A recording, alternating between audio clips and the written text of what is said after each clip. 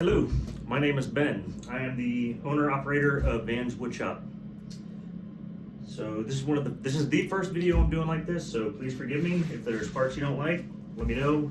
If you do like it, hopefully you'll learn something too along the way. What I'm going to show you today is how I take a piece of wood like this. It's just a big old piece of walnut and turn it into something like this. We're not going to do this exact same one today. We're going to do a different one. But hopefully you like the end results. Alright, so what I use for my process is I got a whole bunch of different kind of tools. People always ask, hey, what do you need to get started into woodworking? And there's no right or wrong answer to that. It depends on what you want to do. For what I do, I've got a CNC machine. I've got a whole bunch of different kinds of sanders. Circular saws, I've got a table sander, a small bandsaw. But like I said, there's no right or wrong answer on what you need if you really want to get started into doing stuff like this. There are a few things you absolutely should have. Eye protection, hearing protection, and a good respirator. Other than that, it depends on what you're trying to make. But alright, let's get started. Alright, so what I'm doing here is I'm looking over my piece that I'm going to be working with, and I just kind of clean it up a little bit before I can put it down over on my CNC machine to actually make the carve on it. I'm going to be using that top right corner up there, and what I'm cutting today is going to be about 30 centimeters by about 20 centimeters. I use the metric system just because I find it works better with my CNC machine, and I think it makes everything a little bit more accurate for me. So what I'm doing is I'm just sanding it out. I'm going to cut it down to size to have something a little more manageable to work with.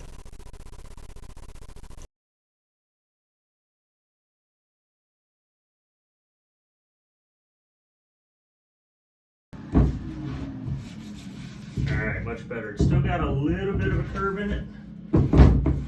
It's still coming from the edges. But for what we're doing with it, it's going to work just perfect. So our next step is we're going to go over to our computer and we're going to do the design, and we're going to make the dimensions of everything for it. Alright, so the software I use is Pro. There's a lot of different softwares out there, but this is the one that I just started using and I actually like it a lot. So what I'm going to be doing here is I'm going to be pulling in the 3D rendering that I have, and we're going to be manipulating it to the correct size, the depth we need, and everything we want for this cut. I currently don't create my own 3D reliefs because I'm just doing this as a hobby, and I just don't have time to do that. And you actually need the next level of software up even for that. With this level, I can change the size of it, I can adjust depths and everything, and that's really where I'm at right now with the amount of time I can actually dedicate to doing things like this. But like I said, I'm just going through, picking my files, realigning everything, sizing it up, making sure I set up the cuts properly to the right depths and the right speeds. And what we're cutting out today is a set of Marine Corps combat aircrew wings. And once I have everything set up here in the file, what I generally do is I'll save everything onto a thumb drive, and I'll carry it out. I've got a second computer set up in my garage that I actually run my CNC machine with. You don't have to have two systems like that. I just find it's more comfortable to program all my files and everything inside my home office and then run back outside. I've got the software loaded on the computer in the garage also in case I need to make last minute changes or anything. So when I said earlier I just do this as a hobby right now, I also need to mention I've been doing this as a hobby for almost 6 years now. There's definitely a learning curve with CNCs, and it's not something you're going to pick up overnight. Alright, so back out in my garage here. I'm getting ready to place the wood we're going to be cutting out onto my CNC. The CNC machine I have had for the last 5+ years is a Shapeoko. Not sponsored by anyone right now, but I would definitely give a shout out to Carbide 3D who creates these and makes the Shapeokos. I have not once had a problem with this machine that wasn't self-induced. So if you're looking to get into them, by all means, go look at Carbide 3D. They make great machines. For the router I'm just using a Dewalt 611. I've been running the same router ever since I bought the machine brand new, so the router is over 5 years old also. Granted, I've replaced the bushings in it, not the bushings, the brushes, probably about a dozen times because I use the heck out of my machine, but that's to be expected when you're working with these kind of tools.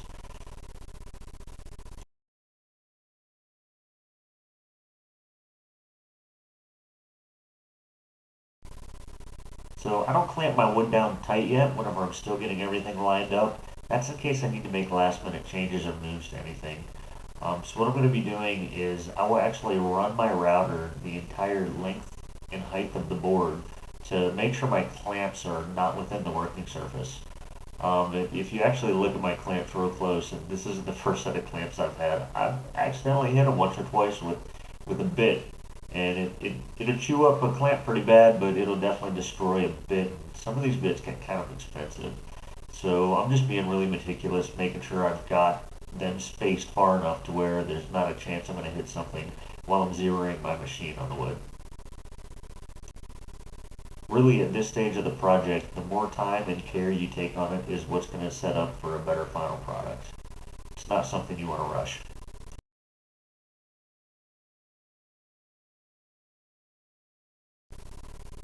So on this project, I'm going to be running 2 passes on it. The first pass is just going to be a roughing cut. I'm going to be using a 1/4 inch down cut bit, and it's really just clearing out a lot of the material because I'm making this out of walnut. It's a really hard wood, and my finishing bit is going to be a smaller 1/8 inch ball nose. And you don't want to run that 1/8 inch ball nose too deep, too hard onto this wood, or you're just going to break any of your bit off. So that's why I'm running the first pass with a slightly larger, nice roughing cut for it.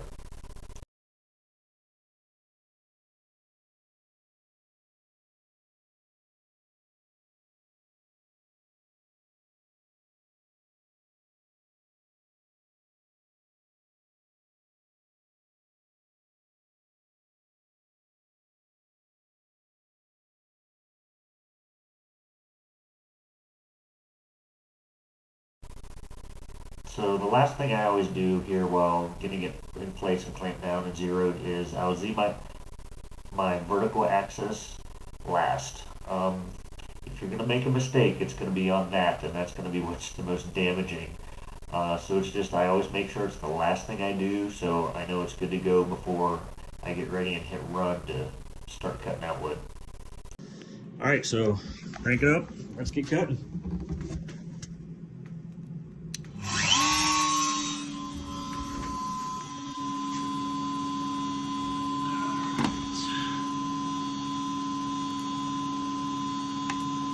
Load our new file.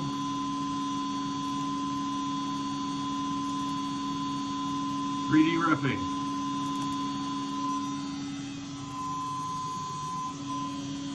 Go to run.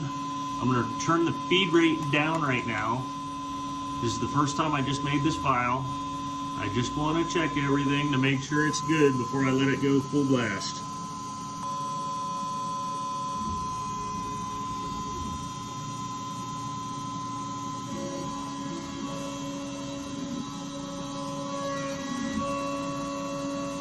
And away she goes.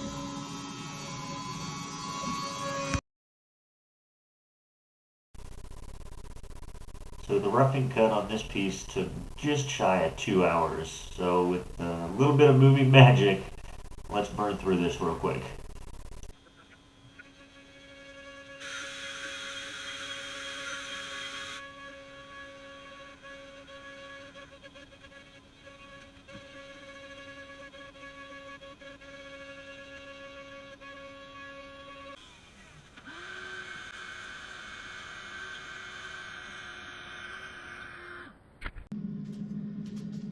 Alright, roughing pass complete. Now we're going to switch bits and we're going to do the finishing cut. I didn't say this earlier, but I'm going to say it now.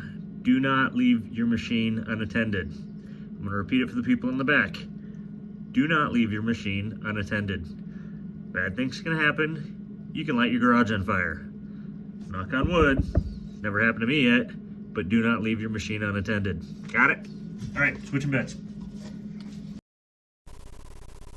Alright, like I mentioned earlier, running 2 passes for my finishing pass. I'm using a 1/8 ball nose bit. I've got smaller ones, but for the size of this project, I don't need to use a smaller bit, and it would just end up making this project take a lot longer than it needs to. Most important thing here is after doing the bit change, make sure you re-zero your vertical axis in the same spot that you zeroed it the first time.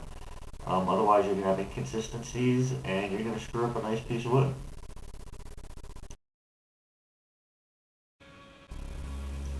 For my finishing pass, since we've already done that rough out pass, I can really crank the speed up on this one because it's not cutting that much wood away right now.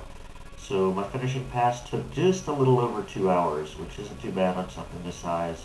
Probably could have made it a little quicker, but that's alright, I wasn't in too much of a hurry for this one.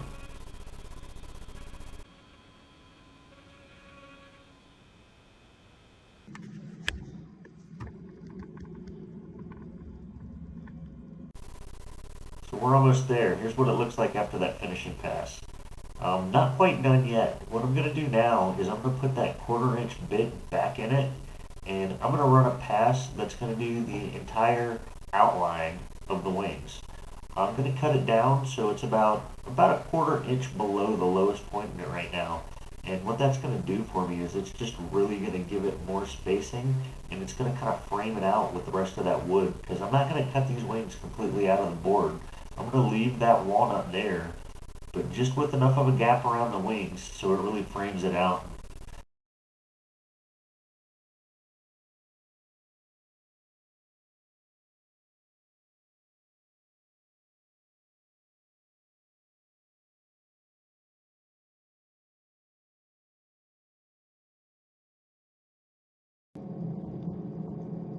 Alright, we've finished with our final pass and the profile cut.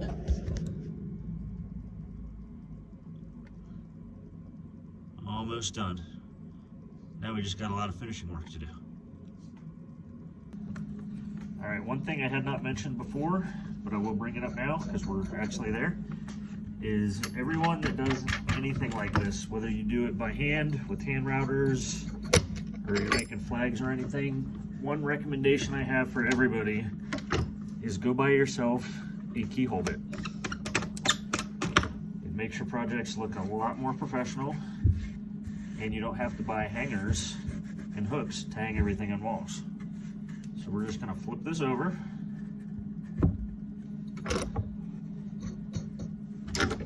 Obviously I'm doing mine with my CNC just because I got a CNC, but you could just as easily do this with a hand router.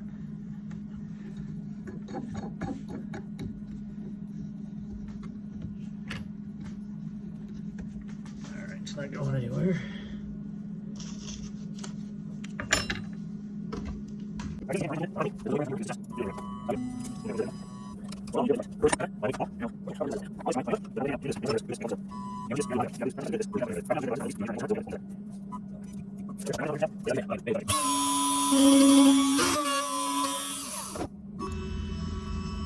And there we have it.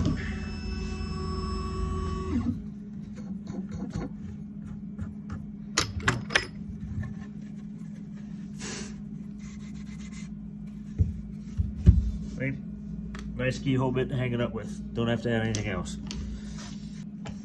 But not done yet, obviously. Still gotta chip this out of here. We got a little bit of sanding to do. Nothing too major. And then finishing.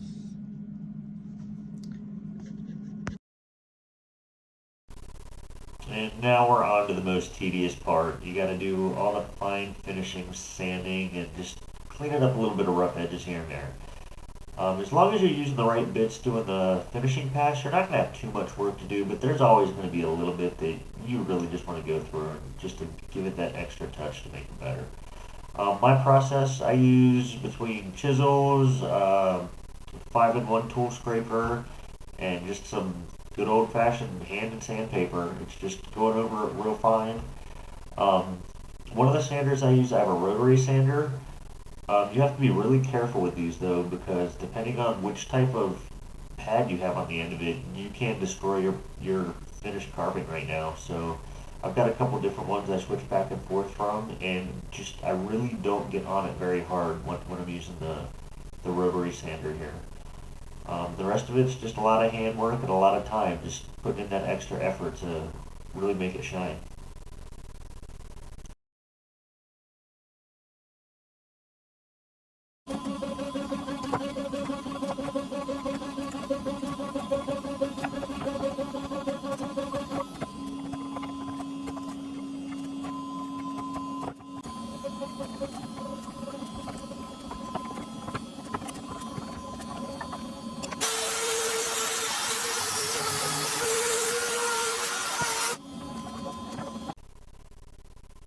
Sanding complete.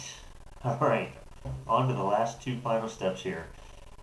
This is where you really get to finish it out and see what the final product looks like.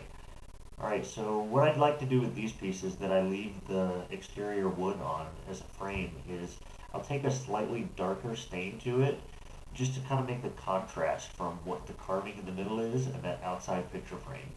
I'm not going to put any stain whatsoever on these wings on the inside here. I want them to stay the all natural walnut, and it doesn't need any more help on its own. Like I said, the only reason I'm putting even a little light coat on the outside of it is just to make the contrast.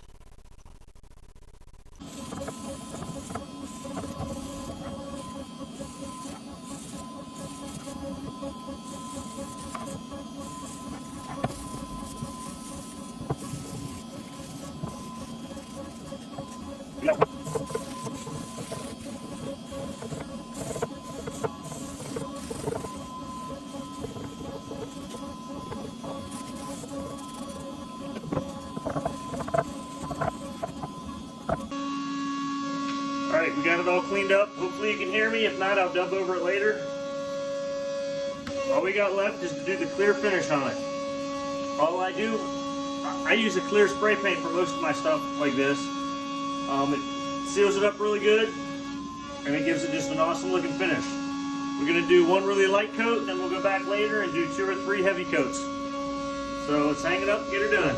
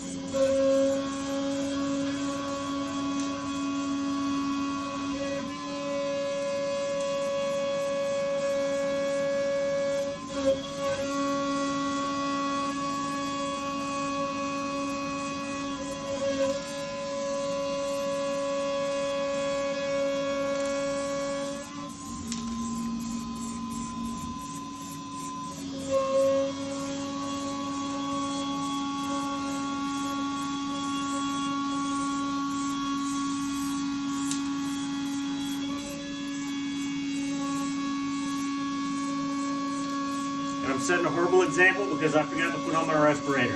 I apologize for that. First coat's done.